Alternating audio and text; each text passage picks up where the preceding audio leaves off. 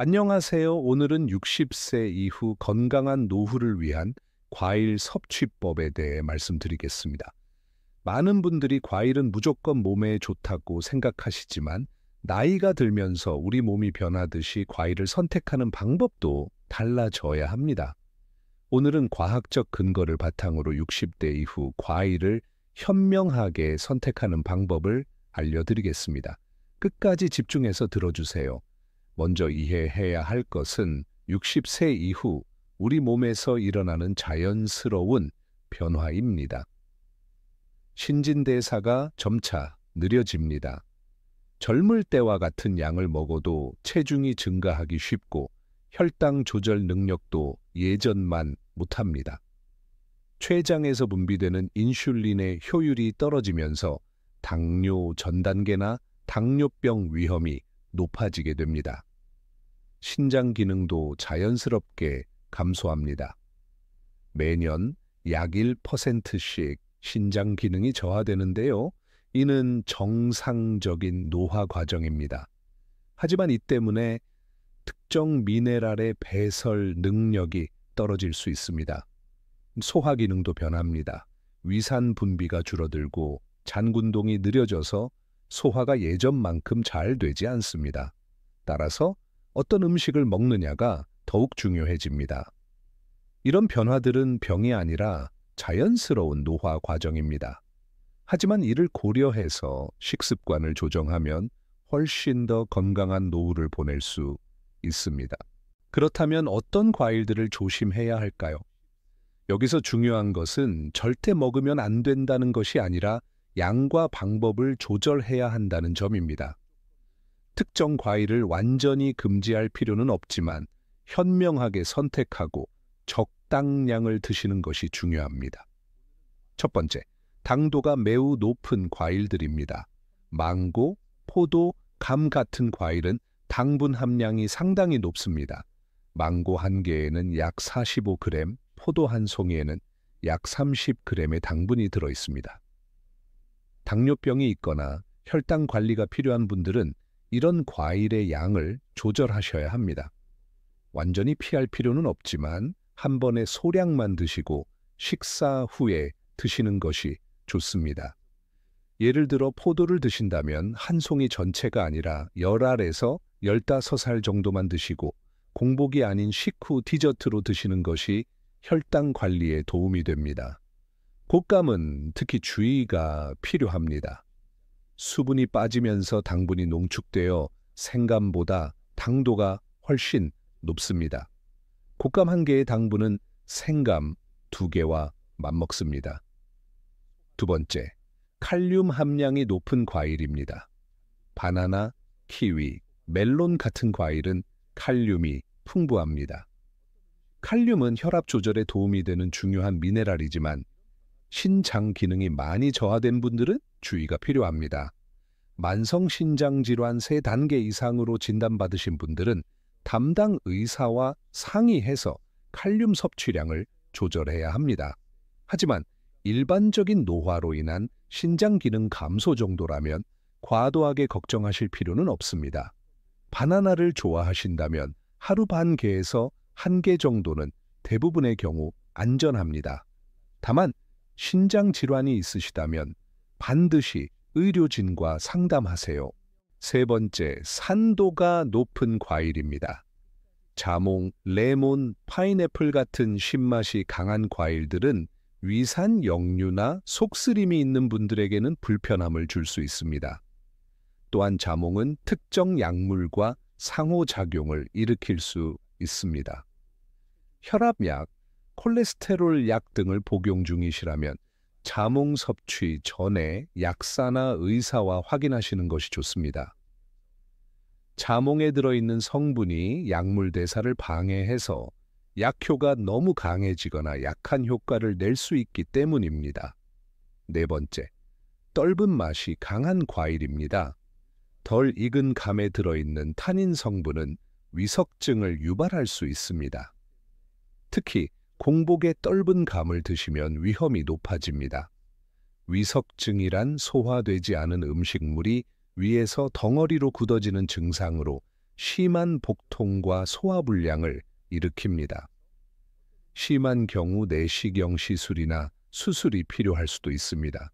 하지만 잘 익은 단감이나 홍시는 타닌 함량이 현저히 낮아 대부분 안전합니다. 감을 드실 때는 충분히 익은 것을 선택하시고 공복은 피하세요.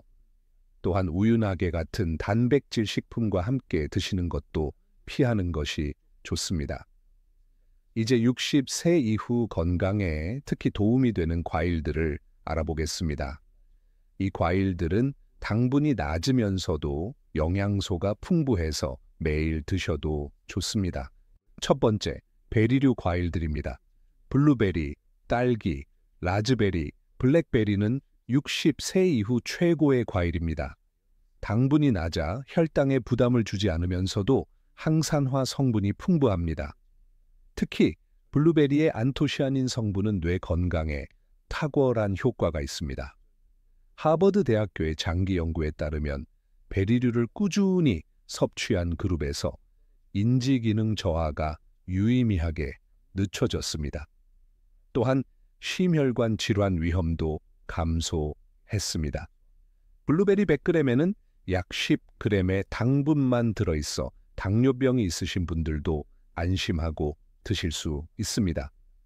베리류의 풍부한 비타민C는 면역력 향상에도 도움이 됩니다.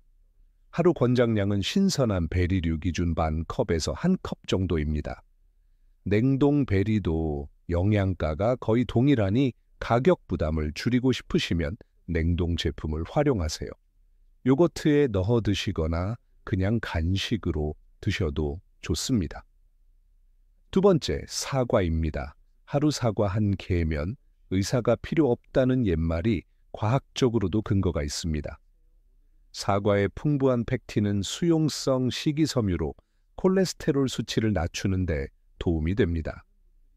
나쁜 콜레스테롤을 흡착해서 처해로 배출시키는 역할을 합니다. 또한 사과는 혈당을 천천히 올려주기 때문에 당뇨 관리에도 좋습니다. 식이섬유가 당분의 흡수 속도를 늦춰주기 때문입니다. 사과의 케르세틴 성분은 한겸증 효과가 있어 관절 건강에도 도움이 됩니다. 60세 이후 흔히 겪는 관절염 증상 완화에 효과적입니다. 특히 사과 껍질에 영양소가 집중되어 있으니 깨끗이 씻어서 껍질째 드시는 것을 권장합니다. 사과 껍질에는 항산화 성분과 식이섬유가 과육보다 더 많이 들어 있습니다. 하루 중간 크기 사과 한 개가 적당합니다. 너무 달지 않은 품종을 선택하시면 더 좋습니다. 아침 식사 후나 오후 간식으로 드시면 좋지만 저녁 늦게나 공복에는 피하세요. 세 번째, 아보카도입니다. 아보카도는 독특하게도 당분이 거의 없고 건강한 지방이 풍부한 과일입니다. 아보카도 100g에는 겨우 0.7g의 당분만 들어있어 혈당에 전혀 영향을 주지 않습니다. 당뇨병 환자도 마음 놓고 드실 수 있는 몇 안 되는 과일 중 하나입니다. 아보카도의 단일 불포화 지방산은 나쁜 콜레스테롤은 낮추고 좋은 콜레스테롤은 높여줍니다. 심혈관 건강에 매우 유익하며 혈관벽을 강화하고 동맥경화를 예방합니다. 또한 루테인과 제아잔틴이 풍부해 노화로 인한 황반 변성 예방에 도움이 됩니다. 이 성분들은 눈 건강에 필수적이며 60세 이후 시력 저하를 늦추는 데 효과적입니다. 아보카도에 들어있는 레시틴 성분은 뇌 건강에도 좋습니다. 치매 예방은 물론 기억력과 집중력 향상에도 도움이 됩니다. 아보카도는 칼로리가 높으므로 하루 반 개 정도가 적당합니다. 샐러드에 넣거나 통곡물 빵에 발라 드시면 좋습니다. 너무 단단하지도 너무 무르지도 않은 것을 선택하세요. 네 번째, 토마토입니다. 토마토의 라이코펜은 강력한 항산화 성분으로 특히 남성의 전립선 건강에 좋습니다. 여러 연구에서 토마토를 꾸준히 섭취한 남성들의 전립선암 위험이 35% 감소했다는 결과가 나왔습니다. 여성의 경우에도 유방암 예방과 심혈관 건강에 도움이 됩니다. 토마토는 당분이 매우 낮아 혈당에 거의 영향을 주지 않습니다. 토마토 100g에는 4g 정도의 당분만 들어있어 당뇨병 환자도 안전하게 드실 수 있습니다. 토마토에는 칼륨이 적당량 들어있어 혈압 조절에 도움이 됩니다. 과도하지 않아 신장에 부담을 주지 않으면서도 혈압 강화 효과를 볼 수 있습니다. 토마토는 가열하면 라이코펜의 흡수율이 높아집니다. 세포벽이 파괴되면서 영양소가 더 잘 흡수되기 때문입니다. 생으로 드셔도 좋고 토마토 소스나 수프로 조리해서 드시는 것도 좋은 방법입니다. 하루 중간 크기 토마토 1개에서 2개가 적당합니다. 방울토마토라면 10개 정도가 좋습니다. 빨갛게 잘 익은 것을 선택하세요. 라이코펜은 붉은색이 진할수록 많이 들어 있습니다. 5번째, 키위입니다. 키위는 비타민C가 오렌지보다 2배 많이 들어 있습니다. 면역력 증진에 탁월하며 60세 이후 떨어지는 면역력을 보강하는 데 효과적입니다. 또한 소화 효소인 액티니딘이 들어있어 소화를 돕고 식이섬유가 풍부해 변비 예방에도 좋습니다. 60세 이후 흔한 변비 문제에 자연스러운 해결책이 될 수 있습니다. 뉴질랜드의 한 연구에 따르면 키위를 꾸준히 섭취한 그룹에서 장 건강이 개선되고 수면의 질도 향상되었습니다. 키위에 들어있는 세로토닌이 수면을 유도하기 때문입니다. 키위는 당도가 적당하면서도 영양소가 풍부합니다. 칼륨 함량이 있지만 바나나보다는 낮아서 대부분의 경우 안전하게 드실 수 있습니다. 하루 1개에서 2개가 적당합니다. 너무 딱딱하지 않고 살짝 눌렀을 때 약간 들어가는 정도로 익은 것을 선택하세요. 껍질째 드실 수도 있지만 불편하시면 껍질을 벗겨서 드셔도 좋습니다. 과일을 선택했다면 이제 어떻게 먹느냐가 중요합니다. 같은 과일이라도 언제, 어떻게 먹느냐에 따라 건강 효과가 달라집니다. 가장 좋은 시간은 식후 1시간에서 2시간입니다. 이때 혈당이 어느 정도 안정되어 있어 과일의 당분이 급격한 혈당 상승을 일으키지 않습니다. 공복에 과일을 드시면 혈당이 급격히 오를 수 있습니다. 특히 당뇨가 있으시다면 공복 섭취는 반드시 피하세요. 아침에 일어나자마자 과일을 드시는 것보다는 아침 식사를 하신 후에 드시는 것이 좋습니다. 저녁 늦은 시간도 좋지 않습니다. 저녁 7시 이후에는 과일 섭취를 자제하시는 것이 좋습니다. 밤에는 신진대사가 느려져서 당분이 지방으로 축적되기 쉽습니다. 아침 식사 후 1시간 뒤 또는 오후 3시에서 4시 사이가 과일을 먹기에 가장 좋은 시간입니다. 하루 과일 섭취량은 200g에서 300g이 적당합니다.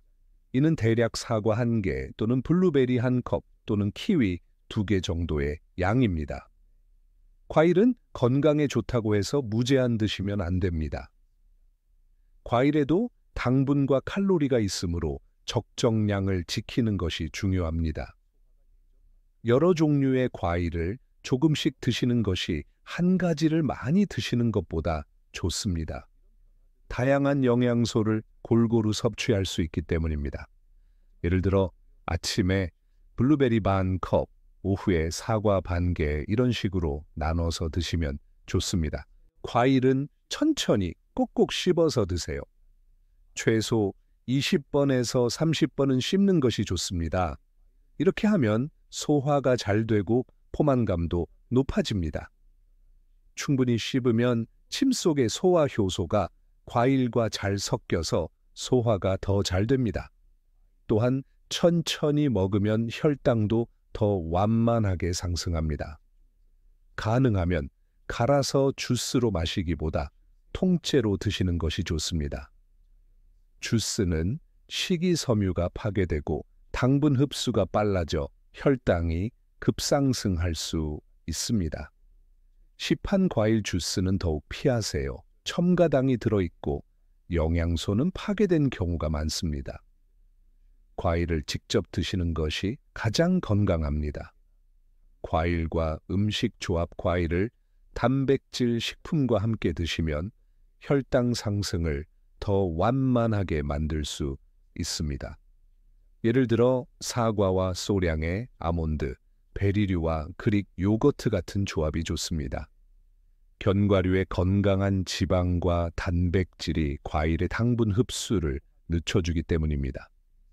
포만감도 더 오래 지속됩니다. 하지만 우유와 함께 드시는 것은 주의가 필요합니다. 특히 감이나 떫은 과일은 우유와 함께 먹으면 소화가 잘 안 될 수 있습니다. 과일을 식사 대용으로 드시는 것은 권장하지 않습니다. 과일만으로는 필요한 단백질과 지방을 충분히 섭취할 수 없기 때문입니다. 약을 드시는 분들은 과일 섭취 시 특별한 주의가 필요합니다. 약물과 과일의 상호작용은 생각보다 중요한 문제이기 때문입니다. 먼저 혈압약을 복용하고 계신 분들께 말씀드리겠습니다. 자몽은 칼슘 채널 차단제 계열 혈압약과 상호작용을 일으킵니다. 약효가 과도하게 강해져서 저혈압이 올 수 있습니다. 어지럼증이나 실신까지 발생할 수 있으니 혈압약을 드신다면 자몽은 피하세요. 바나나나 키위 같은 칼륨이 많은 과일도 주의가 필요합니다. 일부 혈압약은 칼륨 배설을 억제하기 때문에 고칼륨 혈증이 올 수 있습니다. 다음으로 당뇨약을 드시는 분들입니다. 과일 섭취 시간을 약 복용 시간과 잘 조절해야 합니다. 약효와 과일의 당분이 겹치면 저혈당이 올 수 있기 때문입니다. 혈당 측정을 자주 하시면서 자신에게 맞는 과일 종류와 양을 찾으세요. 의사나 약사와 상담하시면 더 정확한 가이드를 받으실 수 있습니다. 마지막으로 와파린 같은 혈액 희석제를 드시는 분들입니다. 비타민 K가 많은 과일 섭취에 주의해야 합니다. 키위나 아보카도를 드실 때는 일정한 양을 유지하는 것이 중요합니다. 갑자기 양을 늘리거나 줄이면 약효에 영향을 줄 수 있습니다. 꾸준히 일정량을 드시거나 변화를 주실 때는 의료진과 상담하세요. 좋은 과일을 선택하고 제대로 보관하는 것도 중요합니다. 과일 선택, 요령입니다. 베리류는 색이 선명하고 곰팡이가 없는 것을 선택하세요. 너무 무른 것은 피하고 적당히 단단한 것이 좋습니다. 사과는 껍질이 윤이 나고 단단한 것을 고르세요. 눌렀을 때 물렁한 부분이 없어야 합니다. 상처나 멍이 있는 것은 피하세요. 아보카도는 손으로 살짝 눌렀을 때 약간 들어가는 정도가 먹기 좋습니다. 너무 단단하면 며칠 실온에 두었다가 드세요. 토마토는 빨갛게 잘 익고 향이 좋은 것을 선택하세요. 꼭지 부분이 싱싱한 것이 신선합니다. 키위는 살짝 눌렀을 때 약간 말랑한 정도가 적당합니다. 너무 딱딱하면 아직 덜 익은 것이고 너무 무르면 과숙한 것입니다. 과일 보관법은 블루베리와 딸기는 씻지 않은 채로 냉장 보관하고 먹기 직전에 씻으세요. 물기가 있으면 금방 상하기 때문입니다. 3일 이내에 드시는 것이 좋습니다. 사과는 냉장고 채소 칸에 보관하면 한 달까지도 신선하게 보관할 수 있습니다. 다른 과일이나 채소와 떨어뜨려 놓으세요. 사과에서 나오는 에틸렌 가스가 다른 식품을 빨리 익게 만들기 때문입니다. 아보카도는 딱딱할 때는 실온에 두고 먹기 좋게 익으면 냉장 보관하세요. 한번 자른 아보카도는 레몬즙을 뿌려서 랩으로 싸서 냉장 보관하면 변색을 막을 수 있습니다. 토마토는 실온 보관이 가장 좋습니다. 냉장고에 넣으면 맛과 향이 떨어집니다. 직사광선을 피하고 서늘한 곳에 보관하세요. 키위는 단단한 상태로 사셨다면 사과와 함께 비닐봉지에 넣어두면 빨리 익습니다. 먹기 좋게 익으면 냉장 보관하세요.